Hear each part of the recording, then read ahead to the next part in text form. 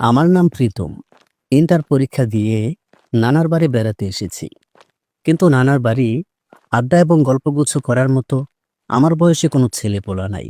এটার জন্য সন্ধ্যা হতেই নানার বাড়ির পাশে একটা চায়ের দোকান আছে, সেখানে আড্ডা দিতে চলে যাই এবং চায়ের দোকানদারের সাথে একটু গল্পগুচ্ছ করি।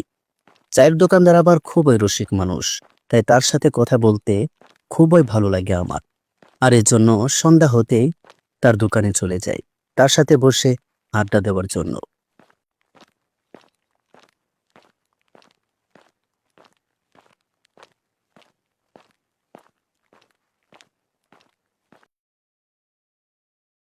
কি ব্যাপার, আজকে দোকান বন্ধ কেন?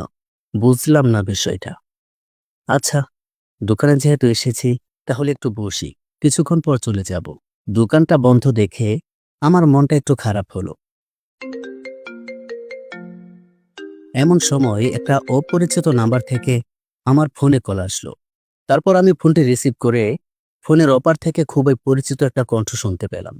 কে রে প্রীত? আমি তোর সুরেশ কাকা। চিনতে পারছিস আমাকে? হ্যাঁ কাকা, চিনতে পেরেছি। কেমন আছো তুমি? এই তো ভালো আছি। আমি বাড়িতে এসেছি। তুই কোথায়? কাকা, আমি তো নানা বাড়ি বেড়াতে আসছি। ওহ আচ্ছা, এক কাজ কর, তুই আগামীকাল সকালে বাড়িতে চলে আয়। আচ্ছা ঠিক আছে চাচা, তুমি এতদিন পর বিদেশ থেকে বাড়িতে আসছো আর আমি বাড়িতে আসবো না, এটা কি হয়? আমি কালকে সকালেই চলে আসব। তারপর আমি ফোনটা রেখে আবার নানার বাড়ি চলে আসলাম এবং পরদিন সকালে আমি বাসে করে নিজের বাড়িতে রওনা দিলাম। আমার ছোট কাকা দীর্ঘ 5 বছর প্রবাসে থাকার পর গতকালকে বাড়িতে এসেছে, আর তাকে দেখার জন্য আমি বাড়িতে যাচ্ছি। আমার কাকা খুবই ভালো মানুষ, সে আমাকে খুবই মহব্বত করে, একেবারে নিজের ছেলের মতো।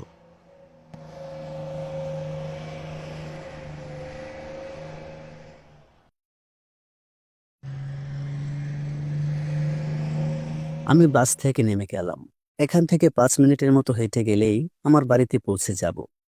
আসলে মেইন রোড থেকে আমার বাড়ি কিছুটা ভিতরে, ওখানে কোনো গাড়ি চাই না, তাই হেঁটে যেতে হয়।